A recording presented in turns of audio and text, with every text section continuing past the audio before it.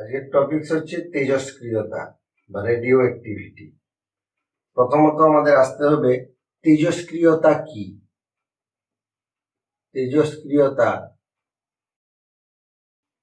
তেজস্ক্রিয়তা হচ্ছে এক বিশেষ ধর্ম। কি ধর্ম না, রেডিয়াম, থোরিয়াম, ইউরেনিয়াম প্রভৃতি কতগুলো ভারী মৌল রয়েছে। এই ভারী মৌলগুলোর নিউক্লিয়াস এবং এদের যৌগ কি করে না সব রকম বাহ্যিক প্রভাবকে অগ্রাহ্য করে স্বতঃস্ফূর্তভাবে অবিরাম শক্তিশালী অদৃশ্য রশ্মি বিকিরণ করে এবং পৃথক মৌলের পরমাণুতে পরিণত হয়। এটাই হচ্ছে তেজস্ক্রিয়তা। তাহলে আমরা সুন্দরভাবে এটাকে বলতে পারি এইরকম যে ধর্মের জন্য ইউরেনিয়াম, রেডিয়াম, থোরিয়াম এর মতো কতগুলো ভারী মৌলের পরমাণুর কেন্দ্রক বা নিউক্লিয়াস অথবা এই প্রকার মৌলঘটিত যৌগ সব রকম বাহ্যিক প্রভাবকে অগ্রাহ্য করে স্বতঃস্ফূর্তভাবে অবিরাম শক্তিশালী অদৃশ্য রশ্মি বিকিরণ করে পৃথক মৌলের পরমাণুতে পরিণত হয়, তাকেই তেজস্ক্রিয়তা বলে। এখানে খুব গুরুত্বপূর্ণ জিনিস দেখো, স্বতঃস্ফূর্ত যেটা আমরা বলছি, স্বতঃস্ফূর্ত ভাবে এটা এবং অবিরাম ভাবে, অবিরাম এই যে এই কথাগুলো, এটার অর্থ হচ্ছে কোনো সময় বন্ধ হবে না এবং একবার শুরু হলে যতক্ষণ না মৌলটা তার তেজস্ক্রিয়তা হারায়। আর স্বতঃস্ফূর্ত ভাবে মানে তাকে কোনোভাবে কেউ আটকাতে পারবে না বা কোনোভাবে তার নিঃসরণটাকে বাড়াতে পারা যাবে না বা কমানো যাবে না। এবারে এখানে বাহ্যিক প্রভাব বলতে কাকে বোঝানো হয়েছে? যেমন তাপ, চাপ, আলো, অনুঘটক, তড়িৎ ক্ষেত্র, চৌম্বক ক্ষেত্র, এইগুলোকেই বোঝানো হয়েছে। এবারে তেজস্ক্রিয় মৌল কি? তেজস্ক্রিয় মৌল হচ্ছে যেসব মৌলের পরমাণুর কেন্দ্রক বা নিউক্লিয়াস অথবা তাদের যৌগ সব রকম বাহ্যিক প্রভাব কি করবে না অগ্রাহ্য করে ওই স্বতঃস্ফূর্ত ভাবে অবিরাম অদৃশ্য রশ্মি বিকিরণ করবে সেই এবং অন্য মৌলে রূপান্তরিত হবে, তাদেরকেই আমরা বলবো তেজস্ক্রিয় মৌল। যেমন আমরা বলেছি ইউরেনিয়াম, নামগুলো আগেই ছিল, ইউরেনিয়াম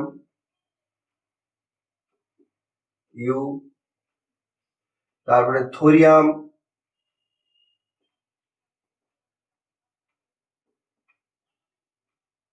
এইচ, রেডিয়াম,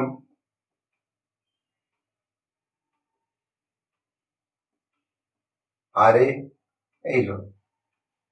এবারে তেজস্ক্রিয়তার কারণ কি, কেন এটা হচ্ছে, এটা প্রশ্ন। তেজস্ক্রিয়তার কারণ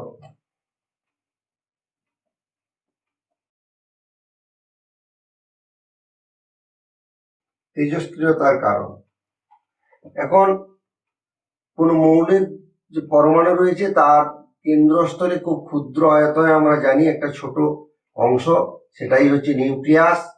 এই নিউক্লিয়াসের মধ্যে সমধর্মী পজিটিভ তড়িৎধর্মী বা ধনাত্মক তড়িৎধর্মী সব প্রোটন কণাগুলো একসঙ্গে অবস্থান করে। এছাড়া এখানে নিউট্রনও থাকে। এখন এই প্রোটনগুলো সমতড়িৎধর্মী হওয়ার জন্য বিকর্ষণ করে এবং বিকর্ষণের জন্য নিউক্লিয়াসের স্থায়িত্ব নষ্ট হয়। কিন্তু এখানে প্রোটন আর নিউট্রনের মধ্যে এক বলের সৃষ্টি হয় তাদের পারস্পরিক রূপান্তরের জন্য, যে বলকে আমরা বলেছি নিউক্লিয় বল। সেই নিউক্লিয় বলের প্রভাবের জন্য প্রোটন প্রোটন বিকর্ষণ ধর্মটা কার্যকরী হয় না, যার জন্য নিউক্লিয়াস স্থায়িত্ব লাভ করে। এখন এই তেজস্ক্রিয় মৌলগুলো যেগুলো আমরা বললাম, তেজস্ক্রিয় মৌলগুলো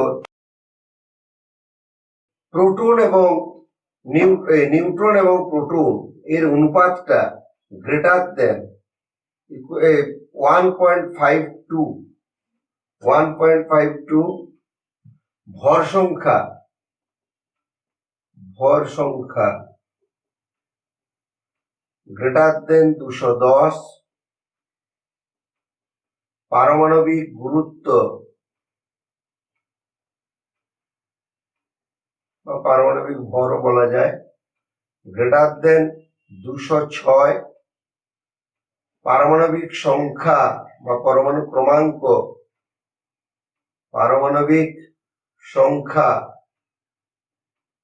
গ্রেটার দেন 82। এগুলো যদি কোনো একটা হয়, এইগুলো যদি হয়ে যায়, তখন কিন্তু এই প্রোটন বিকর্ষণ ধর্মটা কে আর নিউক্লিয় বল কোনো আটকাতে পারে না।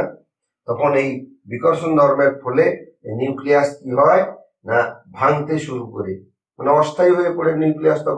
তখন আপনা আপনি অর্থাৎ স্বতঃস্ফূর্ত ভাবে এই নিউক্লিয়াসটা ভাঙতে শুরু করবে এবং তেজস্ক্রিয় রশ্মি বিকিরণ করে।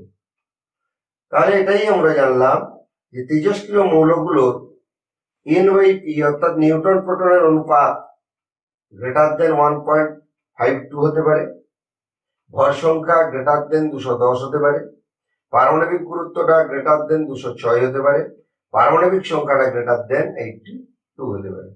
তাহলে এইগুলো হওয়ার জন্য সেখানে নিউক্লিয়াসের স্থায়িত্বটা ঠিক থাকে না, অর্থাৎ অস্থায়ী হয়ে পড়ে, অর্থাৎ ভাঙন শুরু হয় এবং সেখান থেকে এই তেজস্ক্রিয় রশ্মিগুলো বিকিরিত হয়।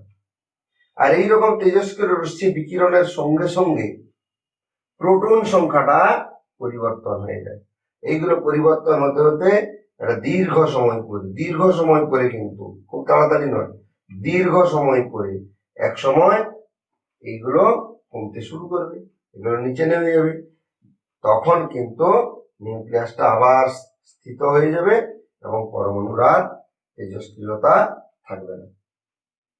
এবারে আসবে আমাদের তেজস্ক্রিয়তার বৈশিষ্ট্য।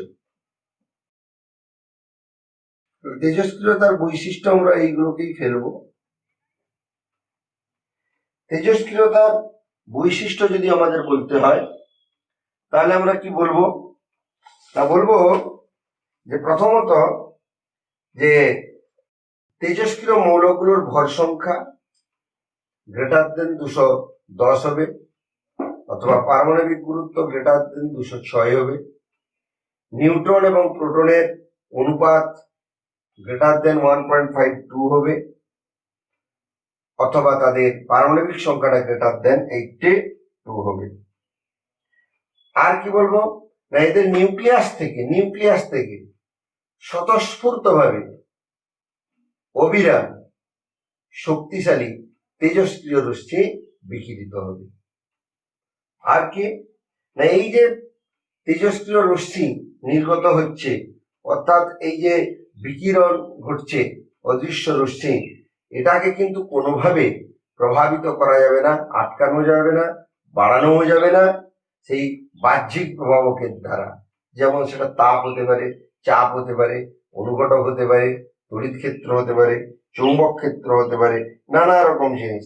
এগুলোর সাহায্যে আমরা কোনোভাবে এটাকে প্রভাবিত করতে পারবো না। আর কি বৈশিষ্ট্য থাকবে না, এই যে রশ্মি বিকিরণের ফলে মৌলগুলো অন্য মৌলে রূপান্তরিত হবে। অন্য মৌলে রূপান্তরিত হতে গেলে কি ঘটবে না, তাদের পারমাণবিক সংখ্যার পরিবর্তন ঘটবে। কারণ আমরা জানি এক একটা মৌলের পারমাণবিক সংখ্যা কিন্তু একটা নির্দিষ্ট। পারমাণবিক সংখ্যা যদি পরিবর্তন ঘটে, তাহলে মৌল কিন্তু অন্য মৌলে রূপান্তরিত হয়। অর্থাৎ আমরা যেখানে জানতে পারছি যে তেজস্ক্রিয় রশ্মি বিকিরণের ফলে মৌলের পারমাণবিক সংখ্যার পরিবর্তন ঘটে যায়। ঠিক আছে, এবারে আসবো আমরা এই তেজস্ক্রিয় রশ্মিগুলো কোনখান থেকে তাহলে নিঃসৃত হয় না, আমরা বলবো তেজস্ক্রিয় মৌলের পরমাণুর নিউক্লিয়াস থেকে। গুরুত্বপূর্ণ জিনিস, নিউক্লিয়াস থেকে। তাহলে এবারে আমাদের প্রশ্ন, এই তেজস্ক্রিয়তাটা তাহলে কোথায় ঘটে না, পরমাণুর নিউক্লিয়াসে ঘটে। এই জন্য আমরা এটাকে অনেক সময় বলি তেজস্ক্রিয় তেজস্ক্রিয় ঘটনা একটা নিউক্লিয় ঘটনা বা নিউক্লিয়াস জনিত ঘটনা বা নিউক্লিয়াস ঘটিত বিঘটন, এরকম আমরা বলতে পারি। সেইটা এবারে আমরা দেখব। তেজস্ক্রিয়তা সম্পূর্ণ নিউক্লিয়াস ঘটিত ঘটনা, এইটা এবারে আমরা বলবো। প্রথমত আমরা বলবো যে মৌলগুলো, এই যে তেজস্ক্রিয় মৌলগুলো, তারা যদি রাসায়নিকভাবে বিক্রিয়া করে অন্য কোনো মৌলের সঙ্গে যুক্ত হয়ে যখন যৌগ তৈরি করে, তখনও কিন্তু তাদের এই তেজস্ক্রিয় ধর্মটা থেকে যায়। কিন্তু আমরা জানি যে রাসায়নিক বিক্রিয়ার সময় মৌলের পরমাণুর নিউক্লিয়াস বহির্ভূত ইলেকট্রন মহল যে রয়েছে তার সর্ববহিষ্ঠ কক্ষের ইলেকট্রন কিন্তু রাসায়নিক বিক্রিয়ায় অংশগ্রহণ করে নিউক্লিয়াস কিন্তু সম্পূর্ণ সুরক্ষিত অর্থাৎ অপরিবর্তিত থাকে। এইটার উপর ভিত্তি করে দেখো কিরকম হচ্ছে না, দেখা হয়েছে যে যেমন রেডিয়াম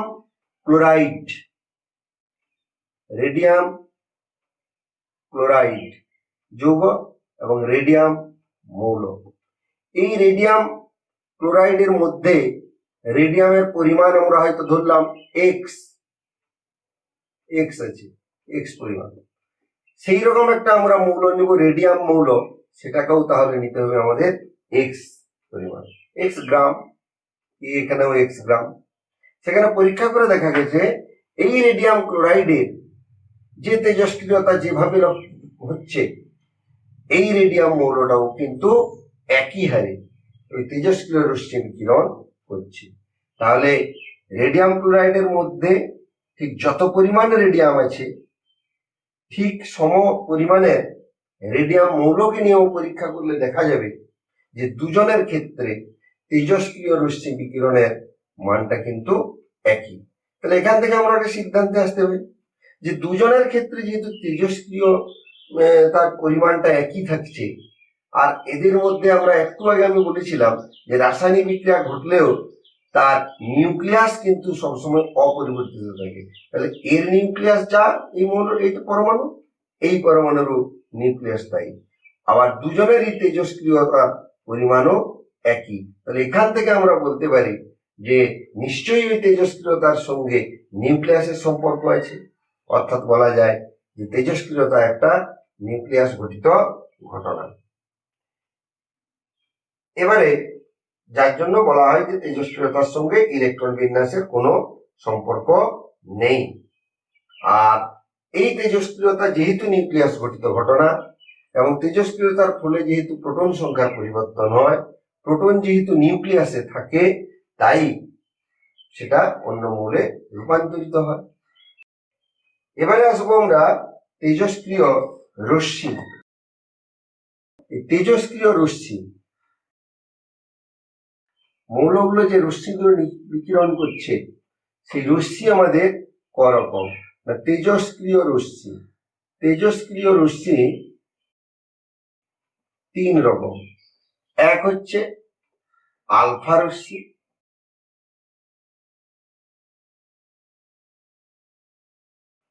রশ্মি, দুই হচ্ছে বিটা রশ্মি,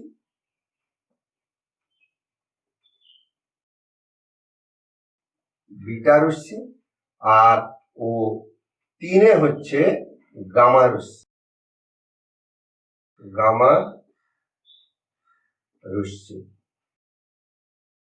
আলফা রশ্মি, বিটা রশ্মি, গামা রশ্মি। আমরা এবারে ওই আলফা রশ্মি সম্পর্কে একটু জানবো, তার দু একটা ধর্ম জানতে হবে, বিটা রশ্মির জানতে হবে, গামা রশ্মির জানতে হবে। দিলেই আমাদের এদের মধ্যে একটা পার্থক্য বলতে পারো, তুলনা বলতে পারো, আমরা জানতে পেরে যাব। কিরকম দেখো, প্রথম আমরা আসবো আলফা রশ্মি।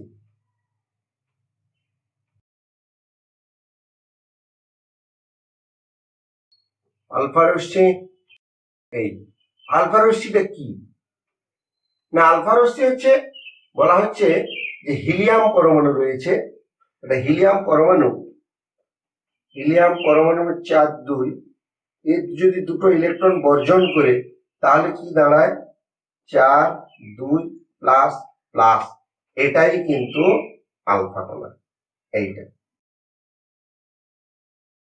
এই আলফা কণার স্রোতই হচ্ছে আলফা রশ্মি। তাহলে এখানে লুকিয়ে আছে অর্থটা, যে বলা হচ্ছে দেখো প্লাস প্লাস মানে 2 একক ধনাত্মক তড়িতাধান যুক্ত হিলিয়াম এর পরমাণুই হচ্ছে বা আয়নই হচ্ছে আলফা রশ্মি। এবারে তাহলে এই হচ্ছে ধনাত্মক তড়িৎগ্রস্ত, আমরা বলবো ধনাত্মক তড়িৎগ্রস্ত, যার তড়িতাধানের মান কত, যার আধানটা হবে আধান সমান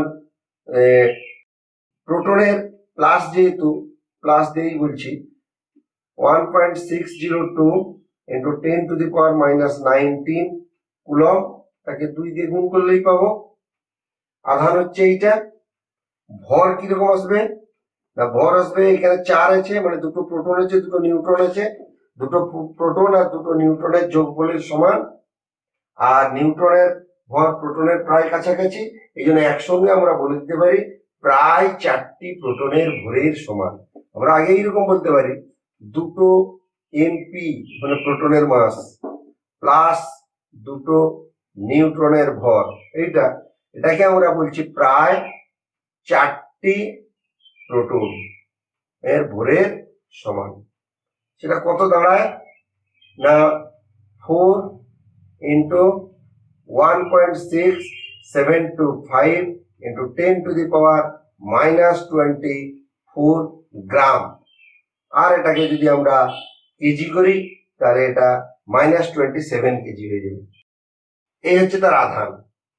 আর কি আছে আলফা রশ্মির মধ্যে না, আলফা রশ্মি এর গ্যাসকে আয়নিত করার ক্ষমতা কিন্তু প্রচুর, যেহেতু ভরটা বেশি। আর ভেদন ক্ষমতা, আলফা রশ্মি কিন্তু ভেদন ক্ষমতা আছে। ভেদন ক্ষমতা কিরকম না, আমরা বায়ুতে বলি প্রায় 3 থেকে 8 সেন্টিমিটার, 3 ওই 7-8 সেন্টিমিটার মতো যেতে পারে। কিন্তু দেহে কোষের উপরে কিন্তু ক্ষতিকর প্রভাব আছে। তাহলে বলতে পারি আমরা গ্যাসকে যেমন আয়নিত করতে পারে, জীবন্ত কোষকেও নষ্ট করতে পারে। তো যেহেতু এটা তড়িৎগ্রস্ত, এই তড়িৎ ক্ষেত্র চৌম্বক ক্ষেত্র দ্বারা প্রভাবিত হয়, এগুলোই আমরা বলতে পারি। এবারে আসবো আমরা বিটা রশ্মি। বিটা রশ্মি ঠিক একই রকম। বিটা রশ্মিটা কি না, বিটা রশ্মি হচ্ছে না পরমাণু, এই তেজস্ক্রিয় মৌলের, কিন্তু সব মৌলের তো পরমাণু হবে না, যার জন্য পরমাণু না বলেই তেজস্ক্রিয় মৌলেরই বলবো। তেজস্ক্রিয় মৌলের পরমাণু নিউক্লিয়াস থেকে বিটা রশ্মি নির্গত হয় এবং সেটা পরীক্ষা করে দেখা গেছে যে ঋণাত্মক তড়িৎগ্রস্ত, এবং সেটা হচ্ছে ইলেকট্রন কণার স্রোত। ইলেকট্রন কণার স্রোত বলতে ইলেকট্রনকে আমরা এইরকম প্রকাশ করি, ভর প্রায় নাই বললে চলে, তাই 0 আর আধানটা -1। এইটা হচ্ছে ইলেকট্রন কণার স্রোত। এটা হচ্ছে ইলেকট্রন কণা, তাই আমরা বলবো বিটা রশ্মিটা হচ্ছে ইলেকট্রন কণার স্রোত। এবারে এই ইলেকট্রন কণার স্রোত যেহেতু, তাহলে আমরা বলবো ঋণাত্মক তড়িতাধানগ্রস্ত। এবং এর আধানের মানটা কত আসবে না, আধান আসবে একটা ইলেকট্রনের আধানের সমান, এবং ঋণাত্মক বলে এখানে মাইনাসটা দিলাম না, মান বললে কিন্তু প্লাস মাইনাস লাগবে না। 1.602 কেন প্রোটনের আধান ইলেকট্রনের আধান সমান ইন্টু 10⁻⁻19 কুলম। ভরটা কত বলবো না, ইলেকট্রনের ভরের সমান mE, এটা হচ্ছে মাস, এটা হচ্ছে ইলেকট্রনকে বোঝাচ্ছে। 9.1 ইন্টু 10⁻⁻28 গ্রাম, কেজি হলে -31 কেজি হয়ে যাবে। এর কি ভেদন ক্ষমতা, এরও ভেদন ক্ষমতা আছে, তবে আলফার থেকে বেশি। আলফার থেকে ভেদন ক্ষমতাটা বেশি বলতে এটা বলা হয় প্রায় 100 গুণ বেশি, আলফার থেকে প্রায় 100 গুণ বেশি। এবং সেটা দেখা গেছে বায়ুতে প্রায় কয়েক মিটার পর্যন্ত চলে যেতে পারে। আয়নিত করার ক্ষমতা আছে, গ্যাসকে আয়নিত করতে পারে। গ্যাসকে আয়নিত করতে পারে, তবে সেটা আলফার থেকে কম, কারণ এই ভরটা কমের জন্য এর গ্যাসকে আয়নিত করার ক্ষমতা আছে। এবারে আমরা চলে আসবো গামা রশ্মি।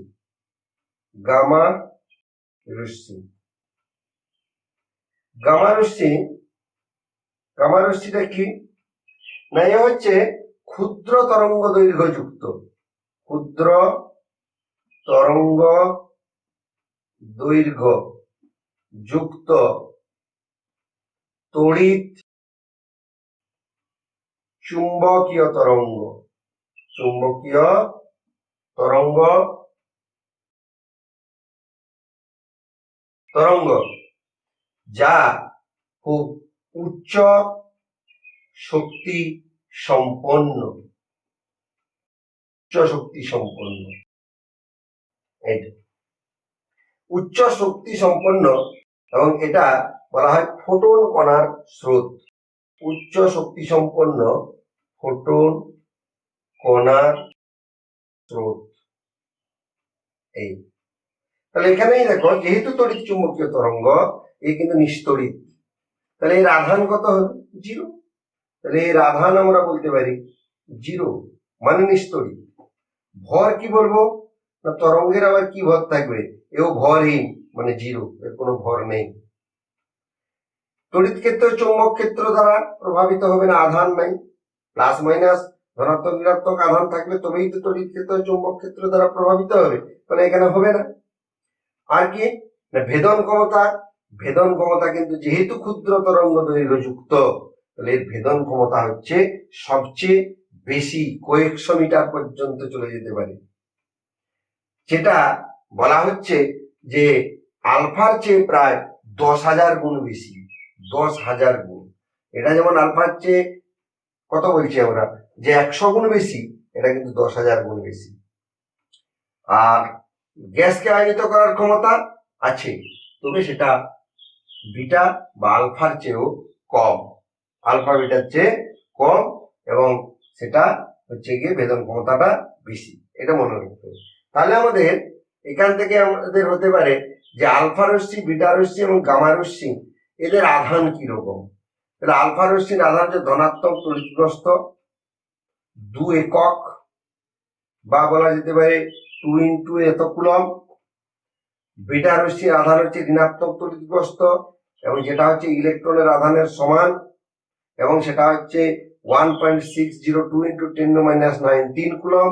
গামা রশ্মি হচ্ছে নিস্তড়িৎ, আধানহীন। ভরের কি রকম সম্পর্ক, তুলনাগুলো না, আলফা রশ্মির ভর হচ্ছে প্রায় 4টে প্রোটনের ভরের সমান, যেটা হচ্ছে 4 × 1.6725 × 10⁻24। এটা গ্রামে আছে, কেজিতে হয়ে গেলে আলাদা হয়ে যাবে। আর ইলেকট্রনের কি হবে, বিটার কি হবে না, একটা ইলেকট্রনের ভরের সমান, সেটা হচ্ছে 9.1 × 10⁻28 গ্রাম। আর গামা রশ্মির ভর নেই। এদের ভেদন ক্ষমতাগুলো কিরকম না, ভেদন ক্ষমতা হচ্ছে আলফা, এই যে যদি আমরা বলি ভেদন ক্ষমতার ক্রম, ভেদন ক্ষমতার ক্রম, তাহলে কিন্তু আমরা বলবো আলফা রশ্মি, এই যে আলফা রশ্মি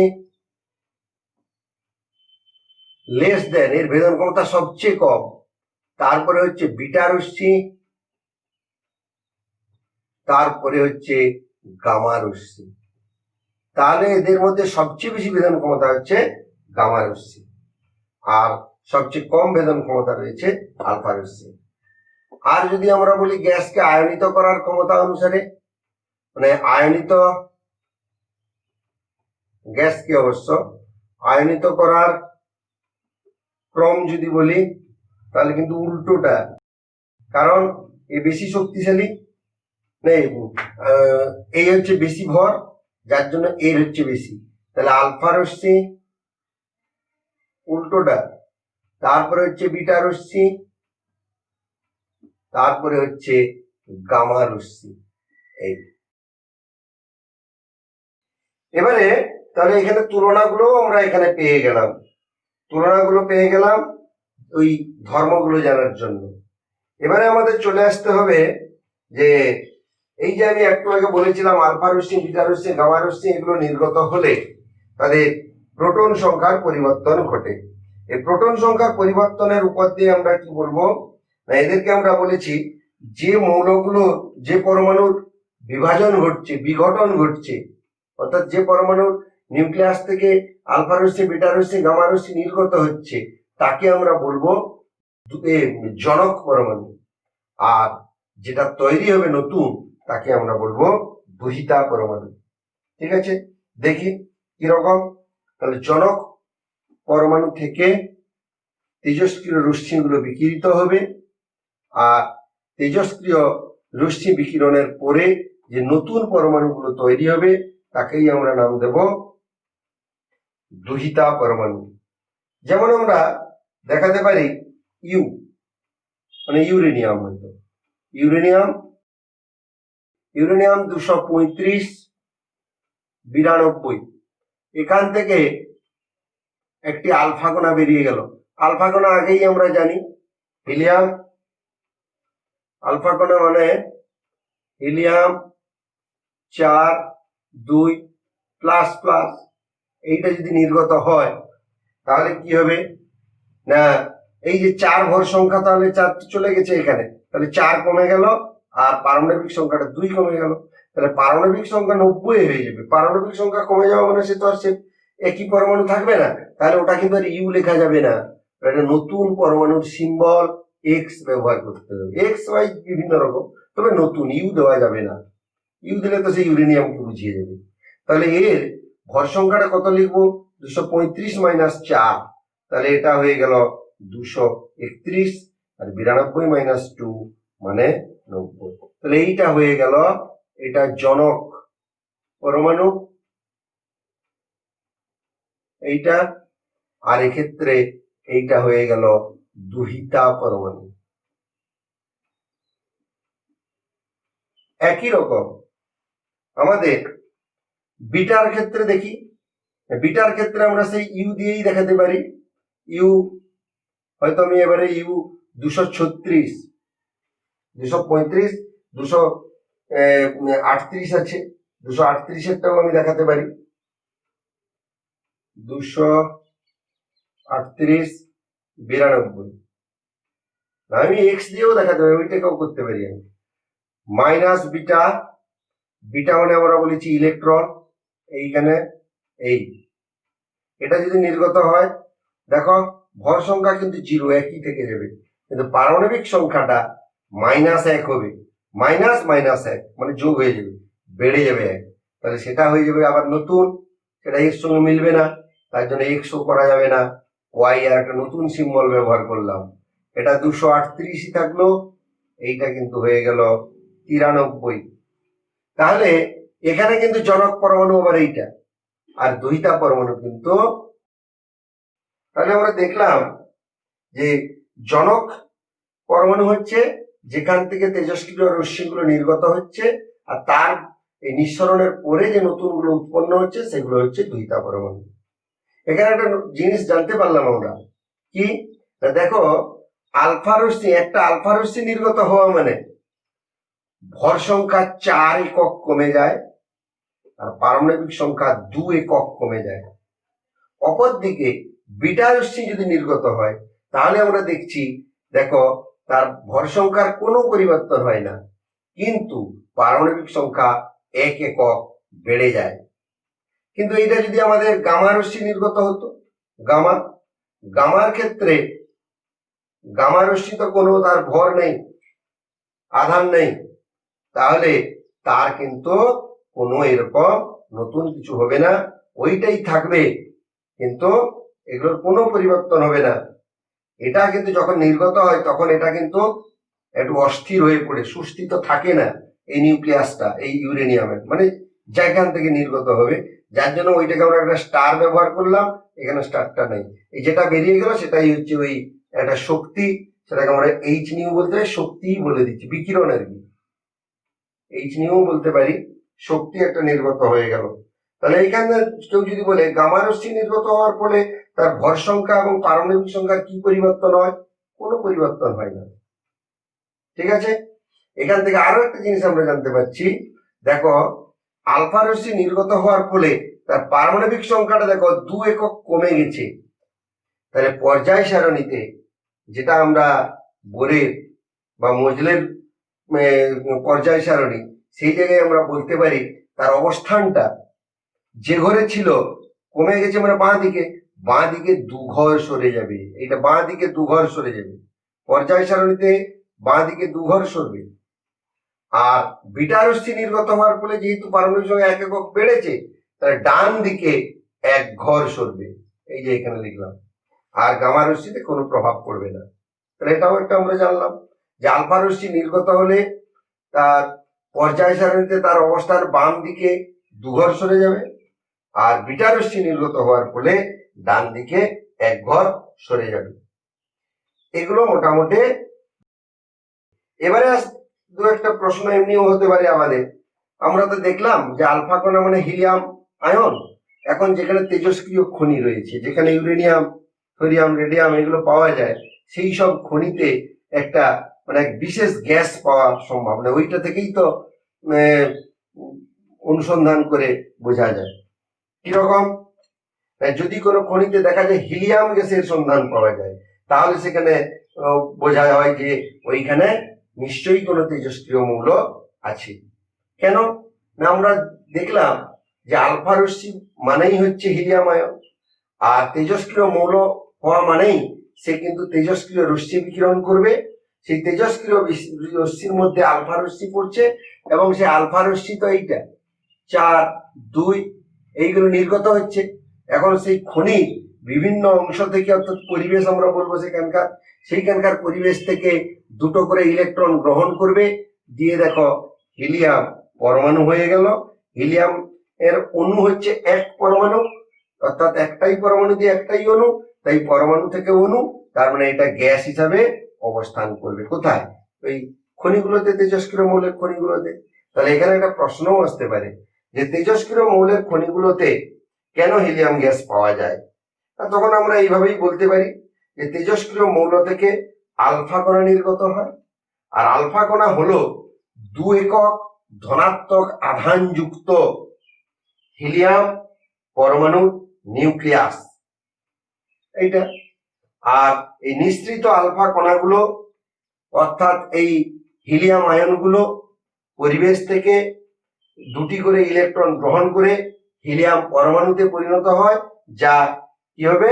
হিলিয়াম গ্যাস রূপে খনিতে আবদ্ধ থাকবে। হয়ে গেল। এবারে আরো আছে, যেমন তো প্রশ্ন করতে পারে যে আলফা রশ্মি, বিটা রশ্মি, গামা রশ্মি কোনটা আগে নির্গত হবে? আলফা আগে, না বিটা আগে, না গামা আগে? কথা হচ্ছে আলফা বিটার যে কেউ আগে আসতে পারে। প্রথমে আলফাও আসতে পারে, অথবা বিটাই, অথবা, কিন্তু গামা সবসময় আসবে এদের পরে।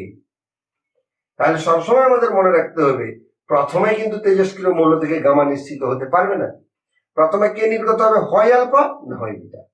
আর আলফা বিটা নির্গত হওয়ার পরে কিন্তু গামা। তাহলে এখানে কি রকম হয়?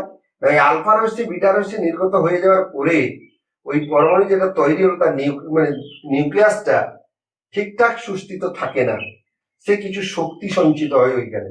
ওই শক্তিটা কি হয় না গামা রশ্মি রূপে নির্গত হয়ে যায়, দিয়ে সে সুস্থিতি লাভ করে, ওই জন্য গামাটা নির্গত হয়। এবারে আমাদের আরো একটা প্রশ্ন আসতে পারে যে আমরা বিটাকে বলেছি ইলেকট্রন কণার স্রোত। তেজস মৌলের পরমাণুর নিউক্লিয়াসে তো ইলেকট্রন থাকে না, তাহলে নিউক্লিয়াস থেকে কি করে আসবে? এইটা পরমাণু যদি হয় আর এইটা যদি তার নিউক্লিয়াস হয়, এখানে তো প্রোটন নিউট্রন থাকে আমরা জানি, তাহলে এখান থেকে কি করে ইলেকট্রন নির্গত হবে? প্রশ্ন আসতে পারে না। এখানে আমরা এইরকমই দেখেছি যে তেজস্ক্রিয় যখন বিভাজন ঘটতে, তখন পরমাণুর নিউক্লিয়াসে একটা নিউট্রন যখন বিভাজিত হয়ে একটা প্রোটন উৎপন্ন করে, এই নিষ্ক্রিয় মৌলগুলোর ক্ষেত্রে যখন তার এই নিউক্লিয়াসটার বিভাজন হচ্ছে তেজস্ক্রিয় বিভাজন কালে, তার নিউক্লিয়াসের মধ্যে যখন নিউট্রনটা ভেঙে প্রোটনে, কারণ আমরা জানি প্রোটন থেকে নিউট্রন, নিউট্রন থেকে প্রোটন, দিয়ে তো নিউক্লিয় বল, সেই নিউট্রন যখন প্রোটনে তৈরি হয়, এই যে নিউট্রন থেকে কোথায় যাবে? নিউট্রন হচ্ছে 1 ভর, আধান 0, আধানটা নিচে, ভরটাকে আমরা 1 ধরি। এইটা থেকে যখন একটা প্রোটন তৈরি হবে, প্রোটনের ভরটা এরই ভরের মতো, তাই একই বলা হয়, আর আধানটা হচ্ছে +1। তখন দেখো সমতা যদি এর মতো রাখতে হয় তাহলে আমাদের নতুন সিম্বল নিচে কি আনতে হবে? নতুন যদি আমি একটা সিম্বল x ব্যবহার করি, নিচে আনতে হবে 0 করার জন্য -1, আর উপরটা তো 1 1 মিলে গেছে, তাহলে 0। যে কোণার ভর 0 আর আধানটা -1 তাকে বলা হয় ইলেকট্রন। তাহলে সেটাকে আমাদেরকে লিখতে হবে E0 - 1। তাহলে আমরা কি জানলাম? তেজস্ক্রিয় বিভাজনকালে ওই পরমাণুর নিউক্লিয়াসে একটা নিউট্রন যখন একটা প্রোটনে রূপান্তরিত হয় তখন কিন্তু সঙ্গে একটি ইলেকট্রনও উৎপন্ন করে, এবং আর কিছু শক্তিও মানে উৎপন্ন হয়, শক্তি।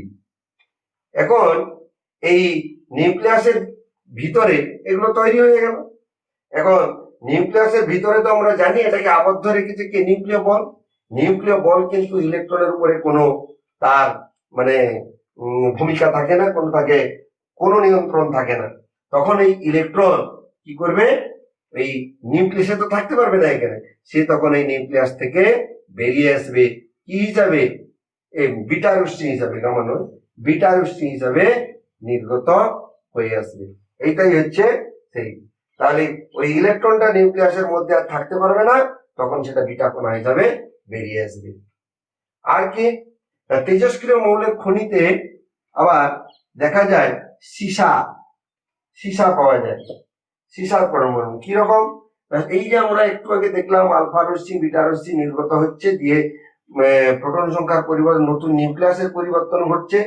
সেইটা হতে হতে এক সময় সমস্ত তেজস্ক্রিয় মৌল, তবে সেটা হতে অনেক অনেক দিন লাগে, সেটা জন্য বহু বছর, এখন সেটা লাস্ট পর্যন্ত সীসার পরমাণুতে রূপান্তরিত হয়। সীসা যেটা আমরা বলেছি লেড, তার পারমাণবিক সংখ্যাটা কিন্তু 82, যার জন্য তেজস্ক্রিয় মৌলের খনিগুলোতেও আমরা সীসা পাই। ওই জন্য লাস্টে যখন আমাদের তেজস্ক্রিয় মৌলগুলোকে কোথাও মানে ওটা কাজে লাগানো হবে না, ফেলতে হবে, তখন সীসার কৌটা করে ভিতরে তেজস্ক্রিয় মৌলকে ঢুকে ফেলে দেওয়া হয়। তবে যেখানে সেখানে ফেলা যাবে না, মারাত্মক ব্যাপার। এই যে আমরা আলফা রশ্মি বিটা রশ্মি গামা রশ্মি বললাম, এই রশ্মিগুলো কিন্তু একটা মনে রাখবে, এদের কিন্তু জীবন্ত কোষের উপর এদের প্রভাব রয়েছে, জীবন্ত কোষকে কিন্তু নষ্ট করে দেয়। এবারে আসবো আমরা এই তেজস্ক্রিয়তার ব্যবহার। তেজস্ক্রিয়তার ব্যবহার, তেজস্ক্রিয়তার ব্যবহার প্রথম আমরা বলতে পারি সবচেয়ে যেটা গুরুত্বপূর্ণ সেটা হচ্ছে চিকিৎসা শাস্ত্রে বা চিকিৎসা বিজ্ঞানে আমরা একে ব্যবহার করি। এই যে আমাদের বিভিন্ন রকম রেডিওথেরাপি ব্যবহার করা হয়, এই ক্যান্সার টিউমার এইসব জায়গায়, সেইখানে কিন্তু এটাকে কাজে লাগানো হবে। আমরা দেখেছি আলফা রশ্মি বিটা রশ্মি গামা রশ্মি এদের জীবন্ত কোষকে নষ্ট করার ক্ষমতা আছে। এখন ওই ক্যান্সারের ক্ষেত্রে বা কোনো খারাপ টিউমারের ক্ষেত্রে সেই ক্ষতিগ্রস্ত কোষগুলোকে নষ্ট করার জন্য রেডিওথেরাপির সাহায্য নেওয়া হয়। রেডিওথেরাপি, সেই রেডিওথেরাপির সাহায্য নিলে কি হয়, সেগুলো এইগুলো দিয়ে নষ্ট করা যায়। যেমন আমাদের আয়োডিন এই যে I-131, তারপরে হচ্ছে গিয়ে তোমার কোবাল্ট আছে, কোবাল্ট 60, তারপরে আরো আছে আমাদের যেমন বলা যেতে পারে মস্তিষ্কে ফসফরাস,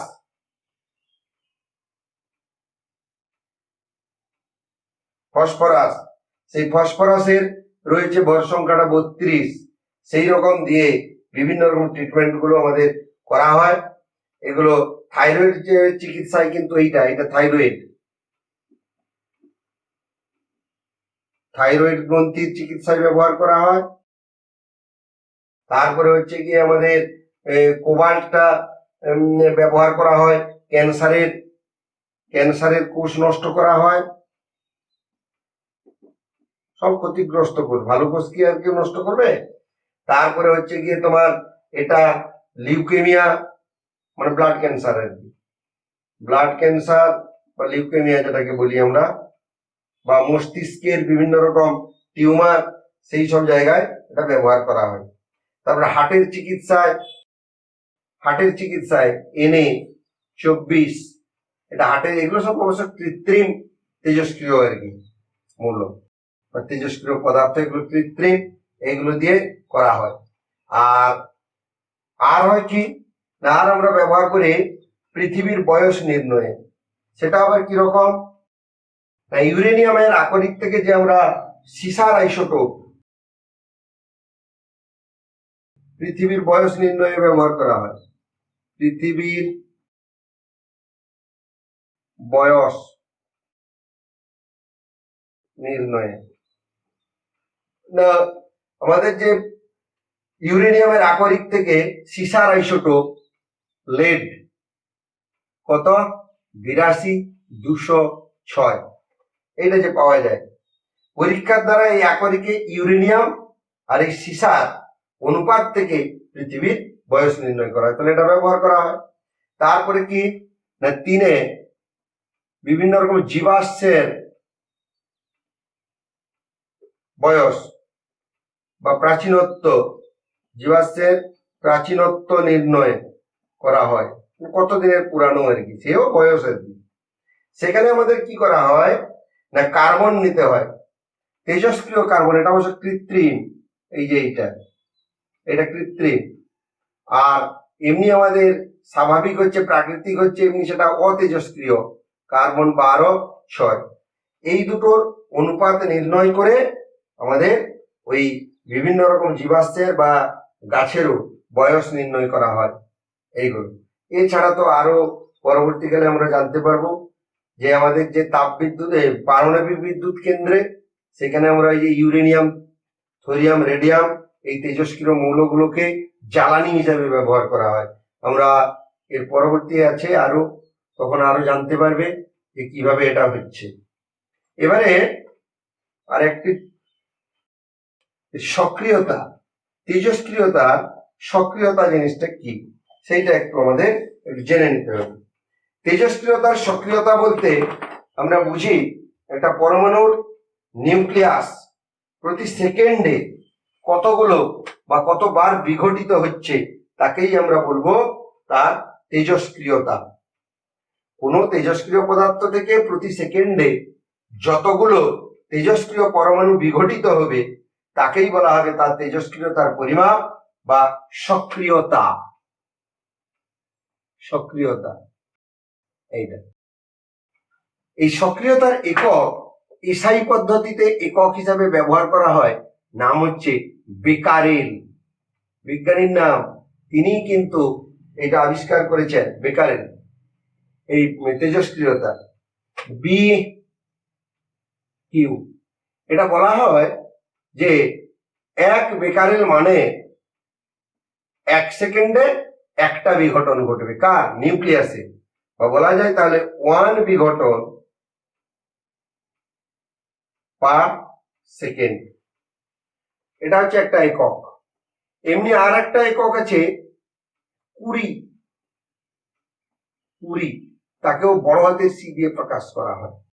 এটা কিন্তু কোনো এসআইও বলা যাবে না, সিজিএসও বলা যাবে না।